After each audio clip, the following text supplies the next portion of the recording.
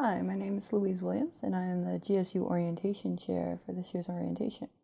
I'm recording here from the Law Library, which is a great place to study if you're looking for one once you get on campus. So we're just going to go through some of the questions you guys had about life here at Notre Dame, starting off, unsurprisingly, with football. So the question is, my family wants to come to a game. Is there a way to get student discount on seats outside of the student section? Can you get tickets for a week-by-week basis, or can you only buy season tickets? Well, student tickets only apply to students because you're going to need to show a student ID and a ticket with a matching name at the student section. But there's an exception for spouses. Spouses can get a Notre Dame ID, and they can go ahead and buy those same tickets at the same price as students. So once you get that booklet of tickets, that's going to be non-transferable. So it's got to match the person and the name, and you got to sit in the right place. You can get tickets each week rather than buying a season pass, but it's usually more expensive.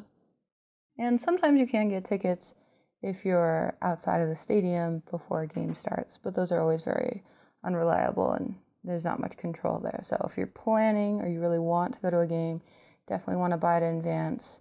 You might consider not getting the student tickets depending on your particular family's needs. All right, our next question. Are there any CrossFit centers at the campus? Well, the answer is no. There aren't any on campus, but there are two here in South Bend. We've got CrossFit 574 and CrossFit South Bend. Those are both pretty close to campus. What are the sports facilities available for grad students? Well, we have a pretty good selection. We've got Rolf Sports Recreation Center, that's the gym. Then we have the Rockney Memorial Center, which has a gym and it has racquetball courts and it has a pool. And then we have Rolf's Aquatic Center, which is just a pool. All right, what sorts of casual sports opportunities are there? Well, we have a whole program for intramural sports here at Notre Dame. So if you go to recsports.nd.edu/intramural sports, you can check out all the details on that. All right, here's some academic questions. When do we register for classes? Well, that's really going to depend on the department. For a lot of students, you need some advice to kind of get going. You got to figure out what the norms are for your particular discipline.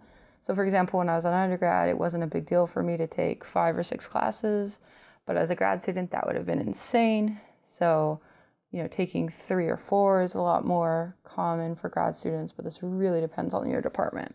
So if your department doesn't require that you meet with a director of graduate studies, you definitely want to at least email them and try to find out what the details are for your particular program. Does the library have designated quiet study areas, and do people follow those rules? Well, I'm on an advisory board for the library, and their consistent policy is that there is no formal rules for any sound noises within the entire library.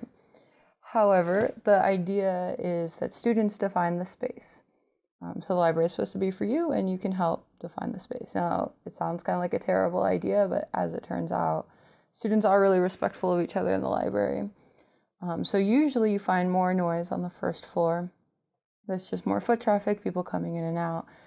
There are times of the semester you'll find a ton of undergraduates studying down there. And then you'll find a decent amount of noise on the second floor, but there's the reading room, which is a beautiful, newly renovated space that is almost always very quiet. And that's for grad students and undergrads. Everyone just treats that space real quietly.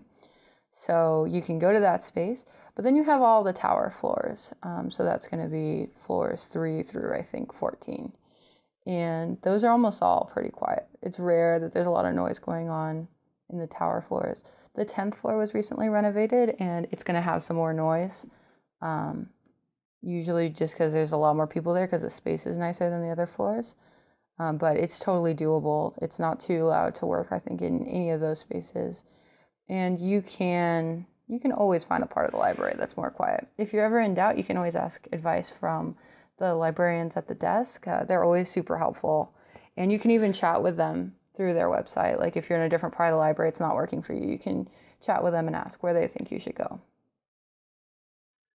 Our classrooms open to study during the weeknights or weekends. So most of the buildings on campus are locked after 6 p.m. and they're going to require that you get you have your ID card and you're going to get a PIN code. Probably for your own department, you're going to get access to the building so that you can get in late in the night. And it's just going to depend on the department how the space inside the building is used. So some rooms might be left unlocked. You might get a key that lets you into certain classrooms, but usually you'll be able to get into your department. Other stuff on campus, not so much. All right, so how do you go online and check your balance for tuition and fees? Well, you can do that by going to Inside ND, and you're going to look for a button called Irish Pay, and that's going to have your big list of things.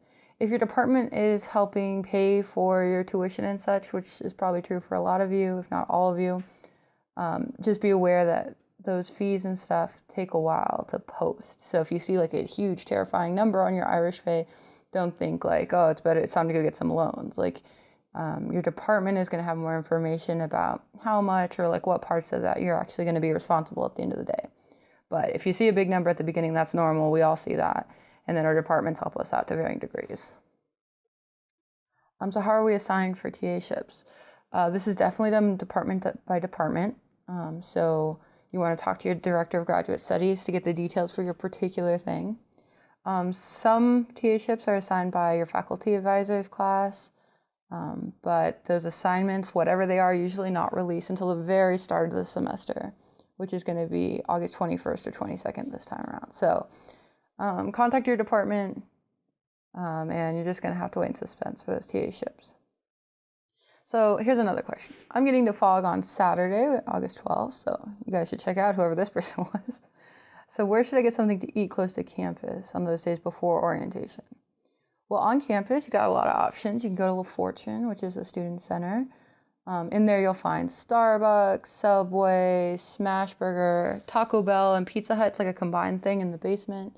And you'll find the Huddle Mart, which has like groceries. The Huddle Mart's a little bit pricier than if you like go to the local grocery stores, but it's really good to kind of get you through whatever thing you need that day, or if you just arrived on campus and want to have milk or something. If you go off campus, within easy walking distance from FOG, you can get to Martin's, which is a local grocery store. Around Martin's, you'll get Einstein Brothers.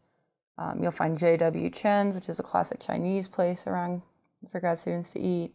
There's Tap House on Edge. There's a hot dog place. There's a bunch of places over there. So you got lots of choices. FOG's a good place. Someone asked if you can get a halal meal at the university dining hall. You can get halal stuff in the dining halls, but you're going to need to have a meal plan in order to get it. If you're looking for that particular dietary need off campus, Al Medina is a really good place. It's in Michiana, and they have halal meats, but they also have teas and spices and a lot of different specialty products. So that's a really good place to check out. If you have other dietary needs, like you're gluten-free or you're vegetarian or you're vegan, there are options for you at the university dining halls.